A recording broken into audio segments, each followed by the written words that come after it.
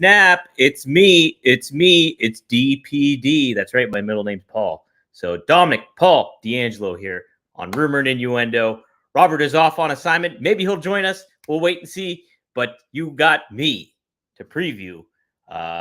What's it called? Money in the Bank. So happy to be here with everybody. And we will also talk a little Beach Break. I'll give my thoughts on that. And yeah, it's just me, man. So let's have a little fun here. Talk about some stuff. Plug a little stuff. And let's get some shout outs here. Johnny Disco, happy Friday. Which Robert do we get today? Neither. Johnny, just me. Maybe I sent a couple messages out, so maybe we'll get one of the robbers here today. But well, Jake, good morning, Rumorites. Hope everybody had a good body slam of Giant Simone on a Battleship Day. That is perfect, Jake. Good stuff. Don't trust Dom. He keeps trying to stab me right in the eye with a foreign object. Heck yeah! Reference to the mountain goats. Yes, and working stiff. But oops, all Doms. That's it. It's all Doms today. Solo dominant. So yeah, let's talk a little bit. Let's do a little preview, if you will. No, you know what? Let's take it one step at a time, chronologically here. We'll go a little chronologically. We will have Beach Break. We're gonna preview Beach Break. Yes. So we heard from Dr. Britt Baker, and let me say, I was, really unfortunate stuff that happened to her, and a lot of stuff that we weren't aware of, obviously, when it comes to what she was dealing with, like nearing like a quote unquote like a mini stroke. She indicated, I can't remember the name of the diagnosis she got, but it sounded pretty sad and scary, especially for her age and everything like that. You don't want to hear or see stuff like that. So little unsettling, and you kind of felt her like not feeling confident in that regard when it came to the delivery of her promo and everything like that. When she started off, it was just like, wow, this seems like a different kind of Britt Baker, And then she did. I thought what her comments about the past, the present, and the future were very insightful and like kind of motivating if you're like concerned or you worry about the future or anything like that. She put a pretty good perspective on it. Stuff too is like living in the present. If you're going through a difficult time, just know it's going to kind of get better if you keep looking forward and looking ahead of things. And I thought that was pretty cool. And then the whole tone changed when Mercedes Moné came out, and that was a pretty cool moment. It delineated Britt Baker as this really, and she got the fire back like that when it came to Mercedes. It was just like, boom, it's right there. You can feel it. And then Mercedes Moné had that heel heat, which was really, really good. So I was pretty happy with that segment and what they did. It really feels like a big deal. And like, if AEW plays it right, which they haven't been the best of, admittedly, they could make this feel like a big deal and continue that. So I like it. I thought it was good stuff. Now, overall, I did not necessarily like what they did with Jeff Jarrett, and let me dive into that for a good amount of time here. So obviously Jeff Jarrett comes in and he is like ready to go. He's silent, giving the silent treatment to Renee. Doesn't want to deal with any pomp and circumstance. Wants to get right down to business. And the wild card is Hangman Page.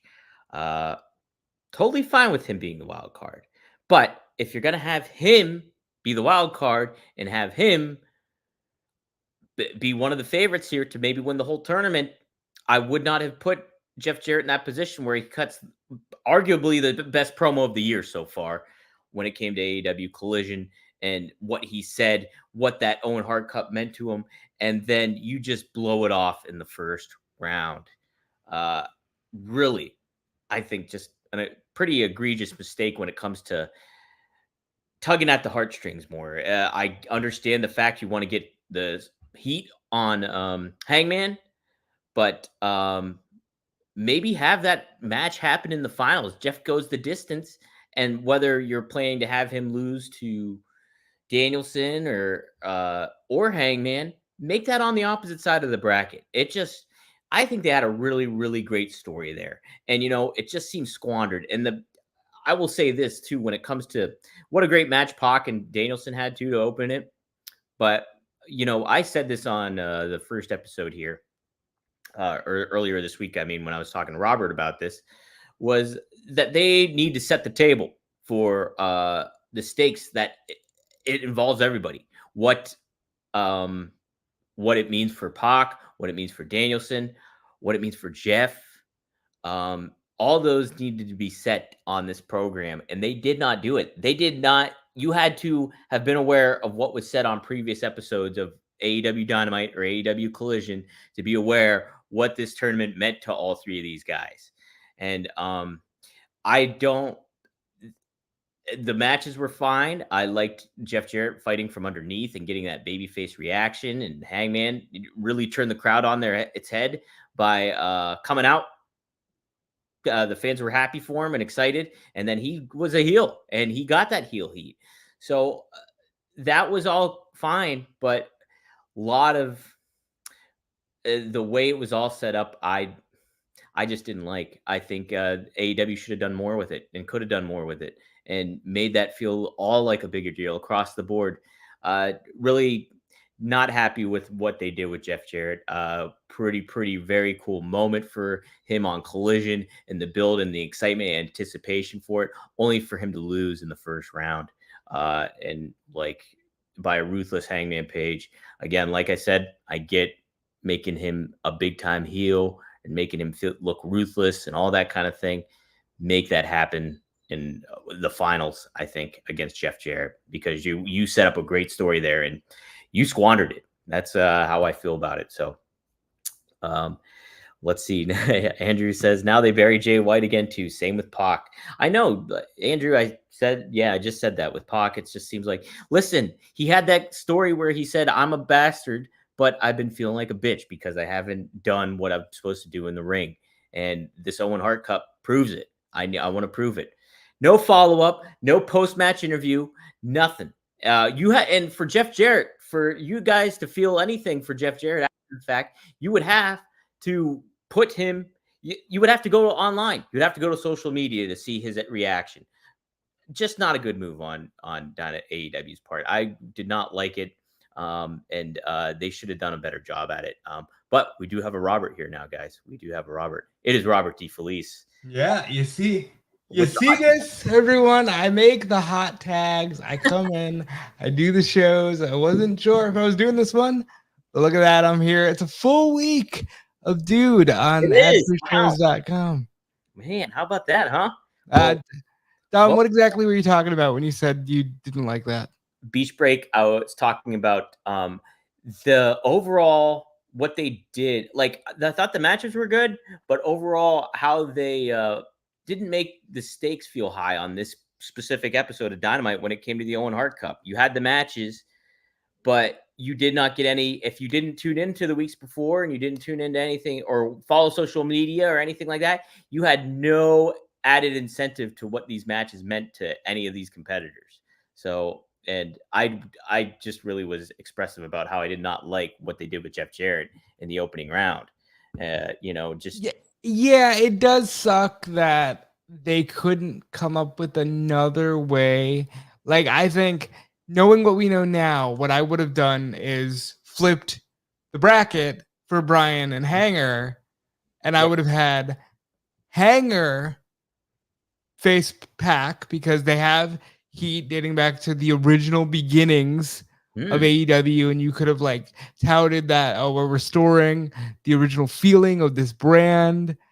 And then I would have had Brian beat Shingo on that, or not beat Shingo. I probably would have found another way to get Shingo in there, and I would have had Brian fight Jarrett, and I think it would have been a more respectful match, you know. And I think Hanger's new presentation is strong, but I think that this Jeff Jarrett, having been emotional about, that whole time in his life with Owen Hart, I think I would have found a better way than to just feed him to Hanger. Yeah, it's just like you show a captivating promo like Jeff Jarrett did on Collision, and then So you get fans invested into it. I was invested into it. I like completely did not spoil it for myself because I tuned into Dynamite the next day, and on July 4th I was watching it that morning, and so I did not know the results. I did hear Hangman came back, so I knew he was the wild card, but I was like, what's going to happen here? And sure enough, like it was just a definitive loss, and it just feels like a squandered thing. Make it mean something. Make him go to the finals and lose in the finals against a Hangman or a Danielson or something like that, where it's like, okay, we went along for that ride. That made a lot of sense. Jeff went that far. He just didn't make it that much. But here, you make him lose in the first round. It just seems like an egregious and squandered mistake, I think, on AEW's part. So maybe they ultimately feel like as long as they got Jeff to do the promo and you tell that story, like they didn't need him to go super far at the risk of turning off their hardcore fan base, which is, probably would have blew a gasket if Jeff Jarrett had somehow made it to the finals of a tournament for a world title shot in 2024. Yeah, I'm all for that though. I wanted Jeff to win. I mean, I would have loved for Jeff to have won, but it's like I think Tony's in this weird position of like trying to please everyone, and I don't think he's gotten it yet. That you're probably not going to do it. Not when the bases you're trying to reach are way too far apart. Yeah. Jake makes a good point. Pillman Jr. after Dark Side about what's SR? I'm trying to think what S. Sorry there, Jake. I don't know what SR. Senior Brian Pillman Sr. About Senior. I thank you. Mark Briscoe about Jay, and then hell, even Eddie Kingston after the Players Tribune article, and now Jarrett after Owen. They always miss their opportunities. I agree, Jake. Again, it's a weird thing. I think they think as long as you're getting the emotion of the story, we can have our cake and eat it too. But sometimes you just can't. Like Pillman Jr. was really hot coming out of the Dark Side with the Brian Pillman Sr. with the Aunt Linda. Everybody was kind of like into Aunt Linda for a minute there, and they were super rooting for him. And he just sort of ended up not going very far. He's in NXT now, doing, he's all right, but it's not like his career boomed where I think AEW could have had a chance to make a homegrown star. Now, some of that is on the performer, right? Like you can't force Pillman Jr. to happen if he's not at that level, but I also think you could have given it more of a chance. Right. And Jeff Jarrett's not the type of talent too that you force either. He knows what he's doing. So it's like he's been there before and done it. So it's like the opportunity was there and they just did not make the most of it. Robert, you're getting a lot of good references here in the chat. Let me just say, Robert D cashing in that briefcase right ahead of Money in the Bank there. You're getting Joe Hendry references. Say his name and he'll appear. I believe in D. Felice. We do have to be fair. There's the one guy that's like, boo, let's get that one up. And that's okay. Like, that's probably my favorite. Different strokes for different folks, and I think that's okay. I see in the comments here somebody's asking, where does Jarrett go to make a notable difference? And that's kind of the thing I'm talking about. I don't know how many of their fans want Jeff Jarrett to make a notable difference in 2024. I love Jeff Jarrett. I think Jeff Jarrett's fantastic. I think he could have like a fun, couple months with a title if need be.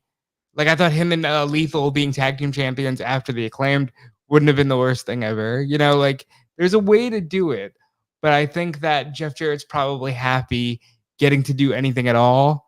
And he's shining in several different areas. He's doing great on their pre-shows. He's doing great in the ring. He's doing great behind the scenes, I'm sure, as well. So maybe he's not as interested. Maybe not, but I don't know. And I understand what Derek's saying here. It's like, where do you go from that?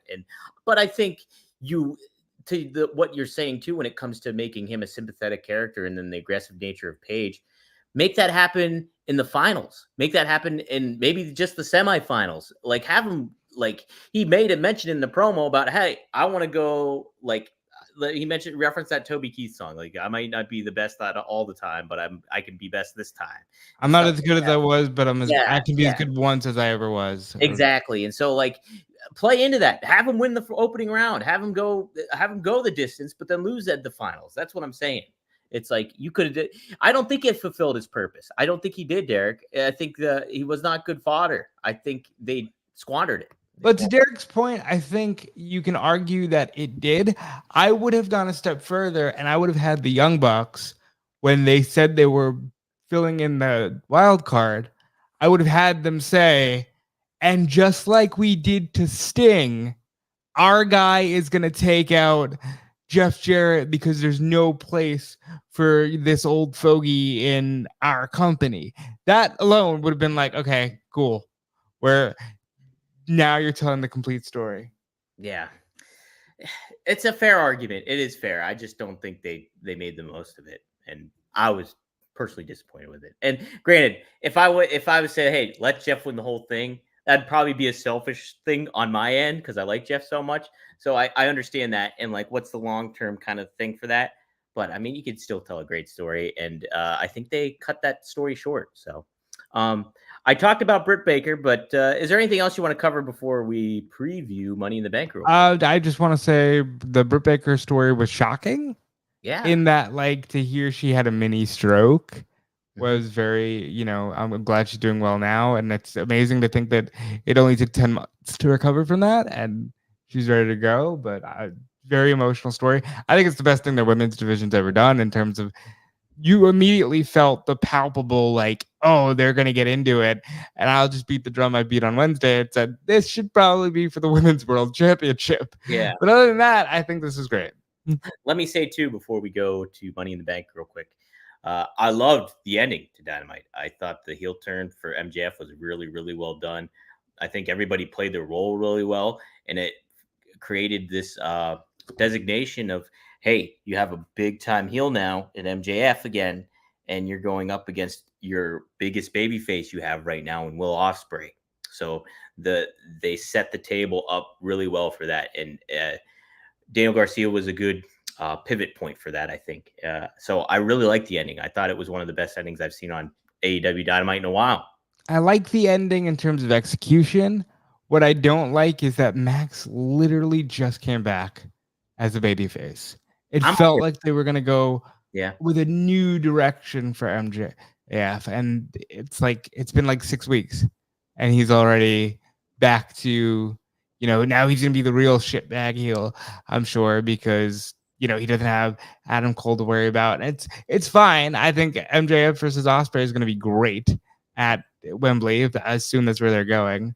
But I think this was a little too soon for Max, but strong move for Danny. I think this makes Danny look great. I think people should want to see Danny come back and get his revenge.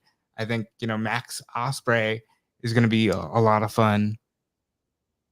Yeah, I agree. I'm excited for it. I think I'm okay with Max turning heel again so quick after a return because you have a lot of it furthers the point that Swerve is going to be one of your top guys on the babyface side, and you have Osprey as one of your top guys on the babyface side. Danielson, obviously, and you have some good adversaries coming into play with Hangman kind of being again a wild card in this whole situation where he's more heel than anything else, but he still doesn't like the elite and stuff like that. So what are you going to do in that regard? I told you he's their Sting. You don't know where he's coming from.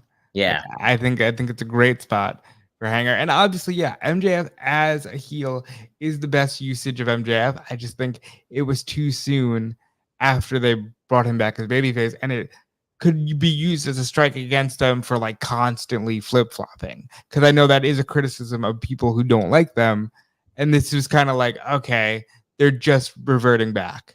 right.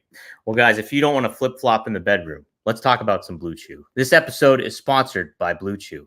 Let's talk about sex. Guys, remember the days when you were always ready to go? Now you can increase your performance and get that extra confidence in bed. Listen up, BlueChew.com.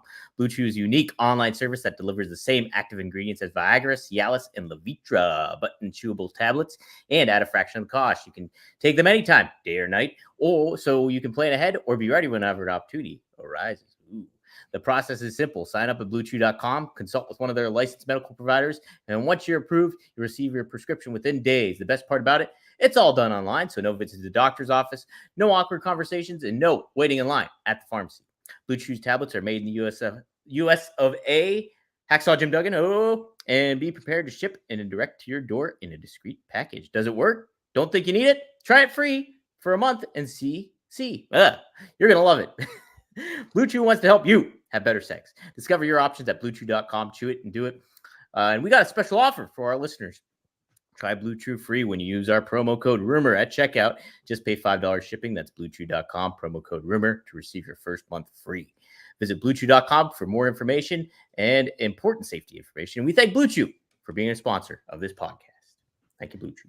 We know all about it being ready at a moment's notice because, hey, you need that hot tag. I came in almost like I was hot off on Blue Chew and just like, look, here I am. That's how fast it's gonna work when you use BlueChew.com code Rumor.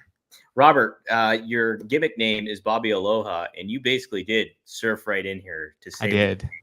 And if you guys want to look like you're ready to surf, let's talk about Chubby's. Chubby's is one of our sponsors for this week, and we're happy to have them on board. Chubby's is a great brand. They got a good look for what you're looking for when it comes to summer looks and feels. I wore the Magnum PI kind of shirt this week, earlier this week, and you can get 20% off your order if you go to chubbyshorts.com and use /rumor. So use promo code rumor when you go there, 20% off your order. Good shorts, good merch, a lot of cool stuff. Good stuff for pajamas. Robert's saying we got pajamas. You got like polos. You got button downs. You got shorts. You got everything you need at any moment's notice to look cool, look comfortable, maybe casual day at the office, whatever you need. Chubby's got them, and use that code rumor because you're going to need that 20% off. 20% off. It's good stuff. The shorts are great. The shirts are great. I'm a big fan of Chubby's, so you will be too. Just go to chubbyshorts.com /rumor and get that 20% off. All right. Time for the Money in the Bank preview. This will be a little bit of a speed run through, but let's hit it, Robert. Jey Uso versus Carmelo Hayes versus Andrade versus Chad Gable versus LA Knight versus Drew McIntyre. Men's Money in the Bank ladder match. Who you got, Robert?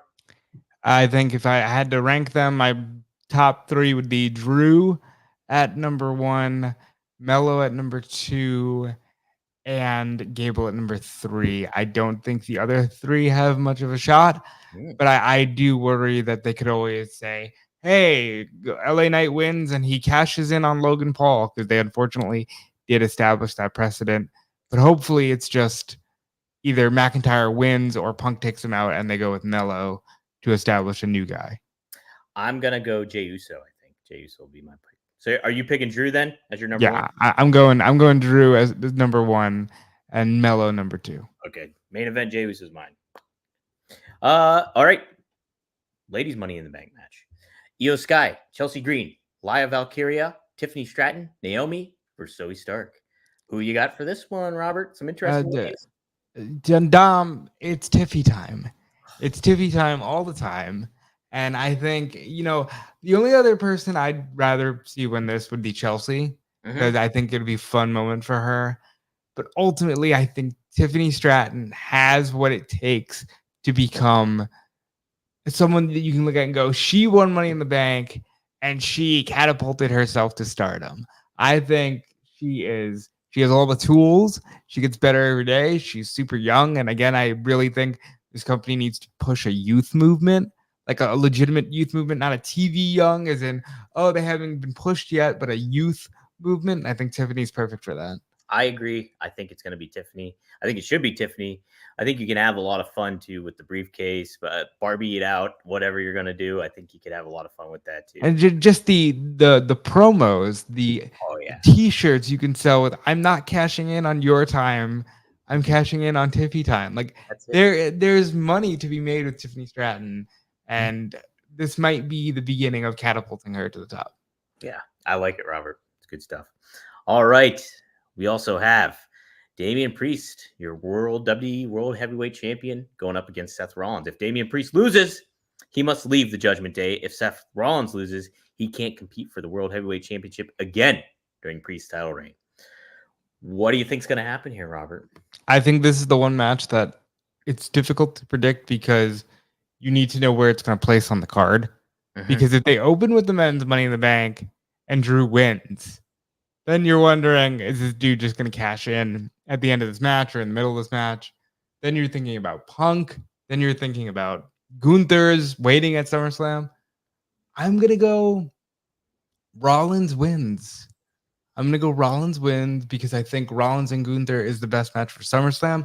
And I think Priest has more of a SummerSlam trajectory by feuding with the other members of Judgment Day than Rollins does at this point in time. They could always pivot. They could always put Rollins with somebody, but I think Rollins right now, that's an easier way to slide him into the card than Priest versus Gunther being a weird match and not knowing what to do with Rollins at SummerSlam.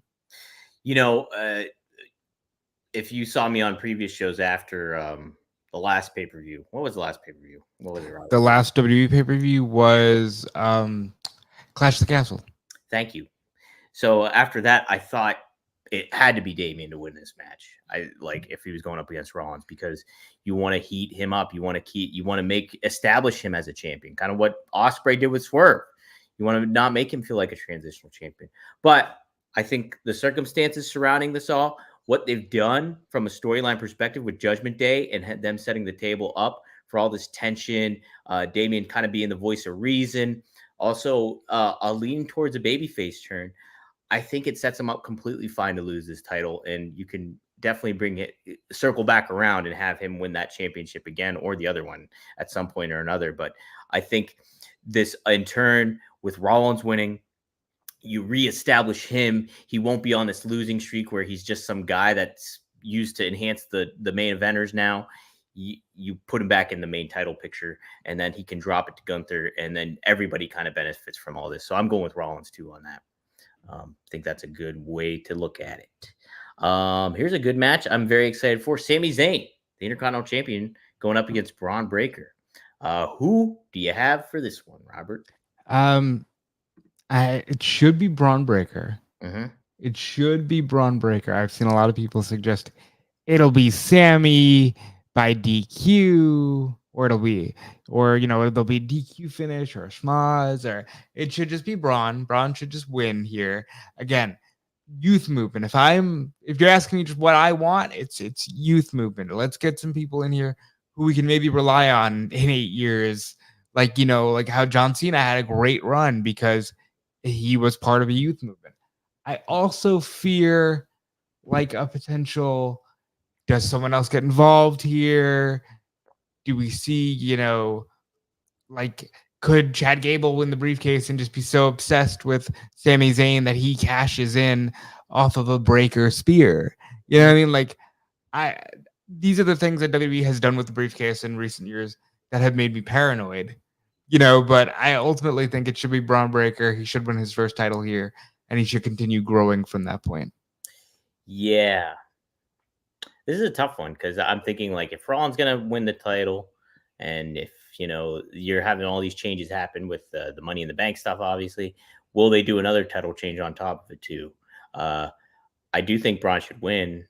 So yeah, I'll just go with Braun. Because look, Braun losing to Sammy, no skin off his nose.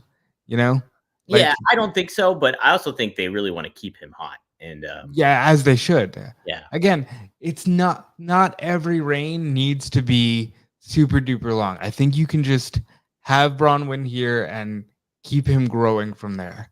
Yep. All right. Cody Rhodes, Randy Orton, and Kevin Owens versus the Bloodline. We don't know exactly who those Bloodline members are, though, quite yet. It could be Solo, right? It could be Solo. It could be any of the Guerrillas of Destiny, or it could be Jacob Fatu. Now, I'm sure everyone and their mother wants to see Jacob Fatu in the ring. I think the smart move here is Fatu on the outside, Solo and the Guerrillas of Destiny, because one, you can establish, Tongaloa and Tonga as a tag team, and two, the only move here is Solo has to pin Cody. Yeah, that's good. There's no way you can tell me this dude is going to get a match at SummerSlam if someone else beats someone else in this tag match. Yeah. So I think Solo has to pin Cody here, and I think that sets up the SummerSlam WWE Championship match. I think that's a good point. And I'm with you too. As much as I want to see Fatu wrestle, I think from a business standpoint, it make more sense for him to be up ringside, and then hey, you can plug SmackDown next week's. Jacob Fatu makes his in-ring debut, as one of your matches that you look forward to on Friday. So the following Friday. So yeah, I think the Bloodline wins. And I think, it furthers furthers the storyline of like the baby faces versus those heels. So, all right. What a short, convenient card, though. I think. I mean, that's the MO now, isn't it? The five Yeah. match card, Mhm. no more, no less, but you get like, I don't know, 2 hours of ads. It feels like sometimes on these Peacock shows. And like, I get it, new era, we're maximizing profit, but like the ads during the pay per views are a bit egregious. Well, yes, and they're even worse too if you wait till later on to watch it. Like you don't watch it in person, like live, because they add more, and it's just too many. It's a lot to get through. Yeah, I can't see that being the way to go. Yeah, yeah. So my recommendation is tune in live to Money in the Bank if you have the time. If you're sick of all the fireworks, the hot dogs, and the hamburgers of July 4th weekend that went down. But Robert, we had some fireworks today. I think I'm becoming attracted to you, my friend. Well, that's very sweet after, 4 days of podcasting and a lot of talking afterwards and a lot of Blue Chew plugs. It's very sweet of you. But thank you. And if you're becoming attracted to me and you want to Hey, keep following, you can hit the follow button at Dude Fleece on all the socials: Instagram, Twitter, Twitch, YouTube at Dude Fleece. You'll find me. You can find my work on Fightful.com. You can find me writing some headlines on MovieWeb for those of you that don't like obviously you all like wrestling because you're here, but if you want something else, movieweb.com, I'm there as well. You can check me out on Smart Out Moment podcast. Check me out on the Occasional Fanboys Anonymous podcast, and make sure to check out One True Sport because I do some work over there as well with Dominic D'Angelo. that's right. That's right. He produces Straight Talk with the Boss, Magnum TA, and Greg Gagne. We did a new episode this past Thursday. We went live and we talked about, what did we talk about, Robert? We went on Wednesday and we talked about everything from the Pro Wrestling USA a little bit. We talked about the NWA AWA collaborations. Mhm. We talked a little bit about the Wyatt WWE, Six. what they could have done, like what the promotions could have done to maybe combat WWE at the time before their takeover and stuff. So that was a big focus on. We talk about Wyatt Six. Hey, I know some of the people on that follow ad free shows aren't the biggest fans of the dirt sheets. And if you want to hear Magnum TA basically kick the crap out of a certain report about AEW salaries, that's on there too. For Yes. those of you that enjoy that stuff. So check out Straight Talk with the Boss. But you also just did a podcast with Fonzie, Bill Alfonso, and I helped out a little bit with that as well. Yes, yeah, he does the research. Robert does the research, and we talk about Giant Gonzalez in WCW. And boy, does Fonzie have some stories. It was pretty wild stuff. He talks about one night in a hotel room. And I'll just leave it at that. But guys, you can see that at onetruesporttv.com. It's up there, available now for everybody. And also, I recorded live last night with Rob Van Dam. Great time. Independence Day, and man, what a blast that was. We covered so much ground. I told Rob after we got done recording, we covered literally like about 25 different topics last night. So tune in. It's a very bountiful episode. We cover real American wrestlers, and I get Rob's stories on some of them, some of your most famous ones that are associated with America, waving the flag and all of that stuff. So you also get Rob's deep thoughts on whether or not smoke is good for your lungs or not, and yes. It's very interesting stuff. Rob Van Dam is a very entertaining guy. He's great, and he gives you advice too if you're going through a breakup or a divorce or anything like that. Good way to end the show. He covered some good. It was an impromptu RVDology, so be on the lookout for that. That'll drop Monday at 4:20 p.m. Eastern Standard Time, but you can catch it early now if you join OneTrueSportTV.com. Just hit the join button. You can join the smallest tier and get that episode early. So take a look, reasonably priced, all that stuff. And guys, if you like what you're seeing on here, Rumor Innuendo, every Monday through Friday, we are live on ad-free shows YouTube, except on Mondays because of Jeff Jarrett. But we're also live on Working Stiff YouTube, the Rumor and Innuendo YouTube, WE Creative _ish X, Podcast Heat X, SE Scoops on X, my X account at Dominic D'Angelo, and the X account of Working Stiff as well. But very happy to have Robert DeFelice here again with me, making that hot tag, making the save. We got that heat going. I'm ready to climb a ladder and go to Money in the Bank, Robert. I would say so, and we're going to keep that heat going because then we're going to go to Heat Wave And maybe I'll be back around at some point next week to talk about it, or maybe the real Robert will be here, and I won't have to be. So we'll see. But in any case, I really enjoyed it, and thanks for the opportunity. Absolutely. And guys, hey, we'll see you next week here on Rumor and Innuendo. But good luck in your future endeavors.